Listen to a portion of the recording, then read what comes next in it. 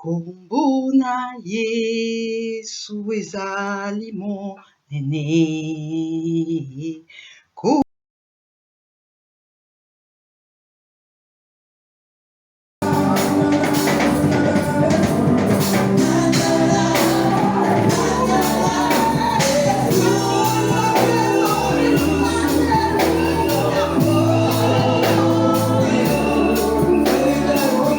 Kombo na Yesu ezali na nguya,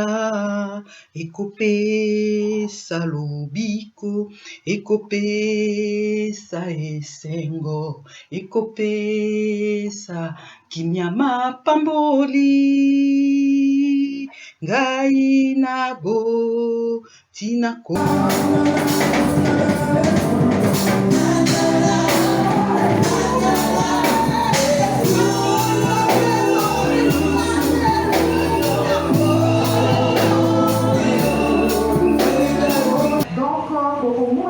na nyonso totali nalobaki tokobeta sete na verset 19 ezali Actes des Apôtres chapitre 3 tobandi na 16 kino na 26e na 19e verset bazoloba na biso na tinako ese repentir la repentance message nangeza la repentance po yozwa décision esengeli ozala na kondima po ozala na kondima esengeli oyeba Yesu Masiya azali nani nani kaka nani te nani mpo na yo kokomisa ye nzambe ya libota na yo esengeli yo moko yekola esengeli yo moko yokana na ye okoyokana na ye soki yo mokende koyiba okoyokana na ye na Moabe te okoyokana na ye na Bethlehem amen yango wana na nzela repentance na yebaki ni esengelaki na sala ni se efongwamaki mato efongwamaki na banga lisusu te na lela lisusu te na ndengalenga lisusu te amen po sikoyo wana ntango nayebi Yesu na ngai sikoyo atalisinga nani nazali yo oza nani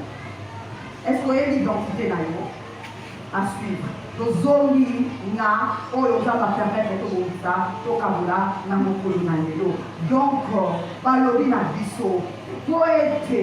tobénéficie na oyo Yesu Masiya nzambe na bomoi atikaki nkembo na ye azali nzambe atiki nkembo na ye na likolo akiti awa na se abengami lisumu abengami moto ya lokuta abengami moto na ekobo po yo obengama mwana na nzambe po yo ozongela relation ozongela communion avec le Père Yesu wana po yo bénéficier na mosala wana oyo akokiselaki nga na wana ekulusu esengeli ozongala makolone na nzela ya repentance oyo yo oyebi te obunga nzela lelo oyo boye nga ndeko na bino naye kobelela yo na kombo na Yesu Masiya na kombo na Yesu Masiya mikolo ekomi ya kotanga okanisa teke Yesu Masiya aza koya Yesu Masiya akomi deja amen nga nakutani na ye na boti amen yo mpe esengeli okutana na ye amen po oyo paradis fo tobanda ngo awa soki awa oleli odeli ndenge okobongisa ya paradis po kozata mosu na koyimayima te yango wana lelo yo ndeko na nga tobondeli na papa Deni Ngonde ameni biso na présence na nzambe nzambe na nga merci na liyosu makasi papa Deni na basali ya nzambe nyonso toza na bango me nabina yo kolo na nga kaka yango nakoma kaka yango ntango nazoleka liboso nayebela nzambe nakotiango na telefone na ngai mpo maloba nyonso nayebi te bomoi na nga ngolu na nzambe apambola bino nayebi ke mokolo yango oyo apesa bino inspiration wana alobaki ekosunga mwana nga moko na dimi na ntan moko boye esunga ngai amene bomoi na nga ngolu na nzambe esengeli bomoi na yo lelo sosolaka eza ngolu na nzambe yango wana esengeli otika mabe amene tika mabe okobebisa batrompe na yo na kolongola zemi nga na longola te okobebisa trompe na yo na kozwazwa yanga bayibaki yanga bakataki passera. Comment il a rendu l'on a zappé. Comment il a rendu l'on a zappé. Mais qu'on a Zoma na makolo na Yesu, tikala na Bethlehem, yo oyo, ozana, Moabe, Zoga, réponds-toi. Réponds-toi, réponds-toi, répondons-nous, répondez-vous. Amen. Tout passera. Okozala wapi. Au témoignage dans les actes que na yaki, nazalaki pour la botaki te, dans une formation. Amen. Dans une formation, il y a la formation na yebo na zui na zo kambola. Kona ligi lobi kuna tangu kozana Yesu na yedi longyo na lekati na centre missionnaire famille montagne na yedi servant ko. Ya wana lelo yo boye soki moko yedi ke na yaka na ko chauffer kiti zwa décision. Amen. Zonga na ko na Yesu Masia. Yo oyo tikale na Bethlehem koma na kotambola na vie ya sanctification parce que so koza na vie sanctification komona Nzambe okomona Nzambe na makambo na yo nyonso peta yo moni Nzambe na makambo na yo libota na yo pe komona Nzambe na yo ekoyeba Nzambe na yo siko ko bayebe siko ko mayele mode siko ko mele na Yesu ko mele na Yesu réponds-toi toza na schéma mususu te mizongisa epana Yesu okileza pamba onabiloka okileza pamba eza pamba nayebe lokola zoloba na Yesu azali nyonso Yesu azali nyonso ayekolisaka kile mon berger que je ne manquerai de rien ayekolisaka que le diable voit comme un orgissant makokotaka sukati na ngate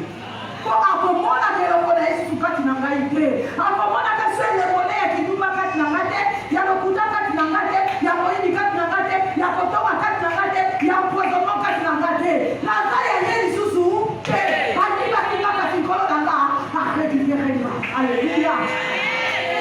le Seigneur ne peut pas kolona po kolona nous avons comprendre soin na yo kolona yo nous avons comprendre soin na yo Satan a koyiba yo akosilisa osi basambisi yo réponds-toi amen to mizongisa na biso moko na mizongisa tikati na ngai moko nakobeta tete awa mpo nayebi sekre nango papa papolino nayebi sekre ya repentance omimoni papa omimoni pamba oza te kasi Yesu ndaza mpe Yesu ndaza na nyonso fukama liboso na Yesu kotango yo kofukama lole kofungwama oyibaki nayibaki oyamboli mpe tika zwa mokano ya koyokanela ye tambola na vie ya sanctification okomona makambo ya besoin amen okoloba l'Éternel nous a vu de trouver okoloba celui qui s'est mis la vie très haut répond en parlant de tout okoyeba bapassage wana kaka oyo ya yo wana koza sur na Nzambe wana oyebi nini bozosolola amen oyebi nini boza kosolola na ye ata bakoloba libanga bakoloba kasi yo oyebi nani oyo oza liboso na Nzambe wana nani eza okona yo okoningana si toki baloba nayebi ndenge nini nayokana na papa amen vie ya sanctification vie ya sanctification ekimaka masumu vie ya sanctification ekimaka kotonga amen vie ya sanctification ekimaka kindumba vie ya sanctification ekimaka kindoki vie ya sanctification ekimaka Galate 5:16-20 amen les jougs omizongisa na jougue ya mokili oyo te okobima mpungi bandeko na nga masumu eza kilo masumu edumisaka nana bajinga naopesa 44 ans amene naboti na 42 ans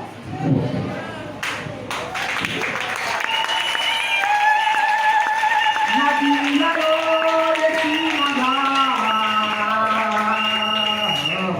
bomoi na ngai sekolu na yo mokolo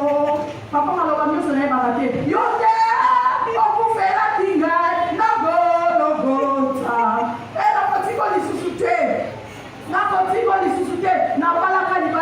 Liboso. J'avais 24-25 ans. Après 13 ans, Pona, na ekobala libala mibale na 2018 nzambe makaba minene ayebisinga nzembo natika yo lisusu te na